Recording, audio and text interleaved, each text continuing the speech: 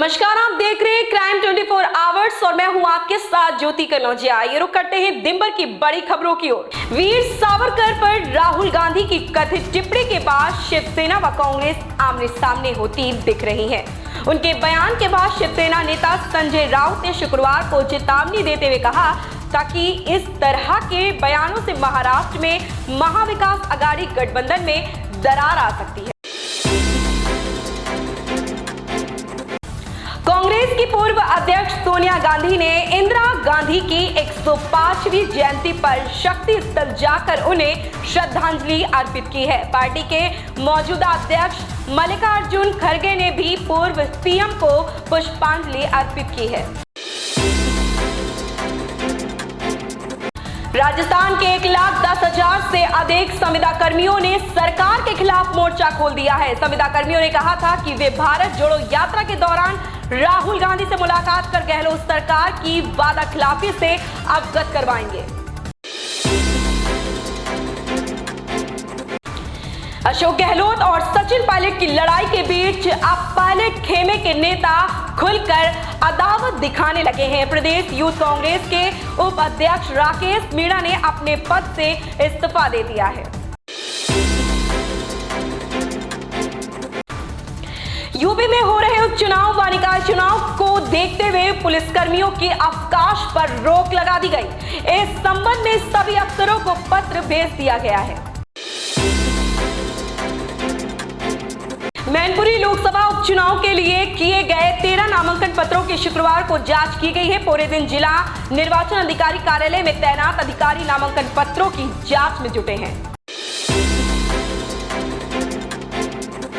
भ्रष्टाचार निरोधक ब्यूरो ने शुक्रवार को उदयपुर में कार्रवाई की। एसीबी टीम ने समीना की महिला पटवारी को 5,000 रुपए की रिश्वत लेते रंगे हाथ गिरफ्तार कर लिया। आरोपी पटवारी ने मौका पर्चा बनाने के लिए रिश्वत मांगी थी। बिलिंग को लेकर हो रही दिक्कतों को देखते हुए पावर कॉर्पोरेशन ने प्रीपेड बिजली मीटरों को 4G में अपग्रेड करने के निर्देश दिए हैं। इस संबंध में निर्देश दे दिए गए हैं। उत्तर कोरिया के तानाशाह किम जोंग उन के बारे में कई बातें ऐसी हैं जो किसी को नहीं पता। खासतौर पर उनकी निजी जिंदगी के बारे में बहुत कम बातें ही दुनिया के सामने आई हैं। हालांकि यह पहली बार है जब किम जोंग ने दुनिया को अपनी बेटी से रूबरू करवाया है। बॉलीवुड अभिनेता दिशा पाटनी सोशल मीडिया पर काफी एक्टिव रहती हैं और आए दिन किसी न किसी वजह से सुर्खियां बटोर लेती हैं। पिछले दिनों टाइगर श्रॉफ के साथ ब्रेकअप की खबरों के चलते दिशा लाइमलाइट में बनी रही थी, तो अब उन्हें एक मिस्ट्री मैन के साथ स्पॉट किया गया है। प्रधानमंत्री नरेंद्र मोदी ने शनिवार को अरुणाचल प्रदेश में एयरपोर्ट का उद्घाटन किया। ये अरुणाचल का पहला ग्रीनफील्ड एयरपोर्ट है जिसका नाम डोनी पोलो एयरपोर्ट है। ईटानगर में बना ये एयरपोर्ट 640 करोड़ की लागत से बनकर तैयार हुआ है। इसके अलावा ईटानगर में 600 मेगावाट का कामेंग हाइड्रो पावर स्टेशन रात को समर्पित है।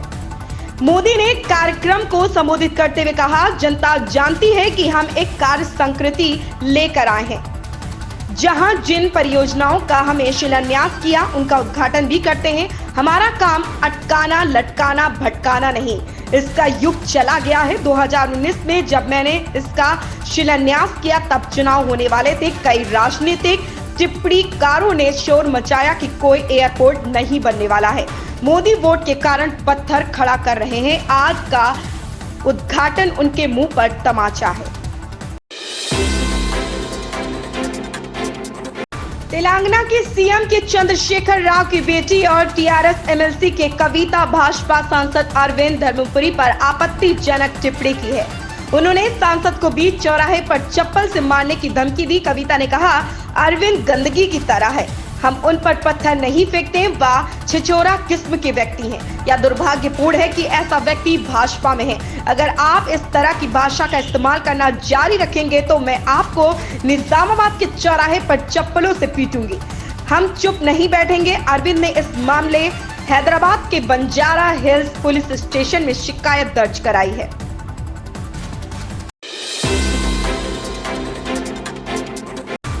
सीएम शिवराज सिंह चौहान ने बीजेपी विधायक दल की मीटिंग बुलाई। इसमें पैसा एक्ट, पार्टी प्रोग्राम, विकास के कार्यक्रम, शिलान्यास, भूमि पूजन जैसे कार्यक्रमों पर चर्चा होगी। विधायक सीएम हाउस पहुंचे हैं। आगामी विधानसभा सत्र को लेकर भी मीटिंग में चर्चा हो सकती है। गृह मंत्री डॉक्टर नरोत्तम मिश्रा ने बताया कि बाकी दल विधानसभा सत्र होने पर ही विधायक दल की बैठक बुलाते हैं। भाजपा सतत संपर्क वाली पार्टी है। विधायकों की बैठकें होती रहती हैं। पैसा एक्ट, आगामी निकलने वाली यात्राएं, पार्टी के कार्यक्रम, विकास के कार्यक्रम, शिलान्यास आदि को लेकर मुख्यमंत्री ने विधायक दल की बैठक बुलाई है।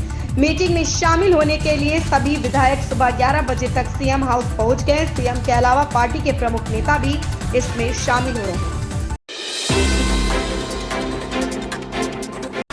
हरियाणा के पानीपत जिले के समालखा कस्बे से गुजर रहे NH 44 पर गांव पट्टी कल्याण के पास शनिवार अहले सुबह उस वक्त हड़कंप मच गया जब एक चलती टूरिस्ट बस में अचानक आग लग गई। बस के भीतर सवारियां भी सवार थी। जैसे ही बोनट से धुआं उठता हुआ ड्राइवर ने देखा, उसने तुरंत बस को हाईवे के किनारे पर रोक ली और तुरंत सभी सवारियों को नीचे उतारा। सवारियों के नीचे उतारते वक्त अचानक बस में आग लग गई। हादसे की सूचना तुरंत फायर ब्रिगेड को दी। सूचना मिलते ही दमकल की एक गाड़ी नजदीक निरंकारी सत्संग भवन से रवाना हुई। दूसरी गाड़ी समालखा दमकल स्टेशन से मौके पर पहुंची और दोनों गाड़ियों ने पानी की बौछार कर आग पर जल्द ही काबू पा लिया। हरियाणा सरकार हरियाणवी महिलाओं को सुषमा स्वराज पुरस्कार देगी। इस पुरस्कार के लिए वर्ष 2022-23 के लिए आवेदन मांगे गए हैं। इसके लिए 1 दिसंबर की डेट फिक्स की गई है। यह पुरस्कार अंतर्राष्ट्रीय महिला दिवस पर दिया जाएगा। इसके साथ ही हरियाणा में सरकार ने सम्मान नियमावली में भी फेरबदल करते हुए पुरस्कारों की राशि में 3 गुना बढ़ोतरी कर दी है। अब साहित्य अलंकार सम्मान में 7 लाख रुपए दिए जाएंगे। हरियाणा के सर्वोच्च सम्मान संस्कृत साहित्य अलंकार और हरियाणा गौरव के लिए अब आयु सीमा का बंधन हटा दिया गया है। मतदाताओं के लिए मैनपुरी लोकसभा सीट का चुनाव भले ही उपचुनाव हो, लेकिन इस चुनाव से समाजवादी पार्टी की प्रतिष्ठा जुड़ी हुई है। सपा इसे नेताजी की विरासत वाली सीट बता रही है। यही कारण है कि मुलायम परिवार की 3 पीढ़ियां नेताजी की बहू एवं सपा प्रत्याशी डिंपल यादव को विजयश्री दिलाने के लिए चुनाव प्रचार में जुट गई है। गुवाहाटी हाईकोर्ट के मुख्य न्यायाधीश RM छाया ने असम के नगांव जिले में आगजनी के एक मामले में आरोपी का घर गिराए जाने के केस की सुनवाई के दौरान यह टिप्पणी की। हाईकोर्ट ने इस मामले का स्वतः संज्ञान लिया है। कांग्रेस नेता राहुल गांधी के नेतृत्व में भारत जोड़ो यात्रा महाराष्ट्र चरण के 13वें दिन शनिवार को भी जारी रही। कांग्रेस सांसद राहुल गांधी ने भारत जोड़ो यात्रा के दौरान पूर्व प्रधानमंत्री इंदिरा गांधी को उनकी जयंती पर श्रद्धांजलि अर्पित की। तेलंगाना में TRS विधायकों की खरीद फरोख्त का मामला तूल पकड़ता जा रहा है। अब इस मामले की जांच कर रही तेलंगाना पुलिस ने भाजपा के शीर्ष नेता व पार्टी महासचिव BL संतोष को समन भेजा है। फतेहाबाद की नगर पंचायत कार्यालय में शुक्रवार को जमकर हंगामा हुआ। अधिशासी अधिकारी ने नगर पंचायत अध्यक्ष के बेटे और भाई पर बंधक बनाने का आरोप लगाया। पुलिस ने दोनों को गिरफ्तार कर लिया है। कोहरे के कारण दृश्यता कम होने से लोको पायलट ट्रैक नहीं देख पाते और हादसे बढ़ जाते हैं। ऐसे में रेलवे हर साल लंबी दूरी की कई ट्रेनें निरस्त करता है। असम के मुख्यमंत्री हिमंत बिश्व शर्मा ने भी राहुल पर निशाना साधा है। उन्होंने कहा कि वीर सावरकर पर राहुल गांधी की टिप्पणी के बारे में मैं इतना ही कह सकता हूं कि उन्हें ऐतिहासिक ज्ञान बहुत कम है। पाकिस्तान के पूर्व PM इमरान खान की मुश्किलें बढ़ गई है। पाकिस्तान तहरीक-ए-इंसाफ पार्टी के प्रमुख खान की वित्तीय गतिविधियां जांच के घेरे में आ गई है, क्योंकि तोशाखाना से उपहारों की बिक्री का विवाद और गहरा गया है। वायु मानक एजेंसियों का पूर्वानुमान है कि पराली के धुएं की हिस्सेदारी बढ़ने के साथ अगले 24 घंटे में हवा की सेहत बेहद खराब श्रेणी में पहुंच सकती है। अगले 2 दिनों तक हवा की गुणवत्ता बेहद खराब श्रेणी में बने रहने का पूर्वानुमान है। अजय देवगन की फिल्म दृश्यम 2 सिनेमा घरों में दस्तक दे चुकी है। दिलचस्प बात यह है कि अजय देवगन और अक्षय खन्ना की यह फिल्म साल 2022 की दूसरी सबसे बड़ी ओपनर बन गई है, यानी दृश्यम 2 ओपनिंग डे पर सबसे ज्यादा कमाई करने वाली दूसरी फिल्म बन गई है। इन खबरों में बस इतना ही। बने रहें क्राइम 24 आवर्स के साथ।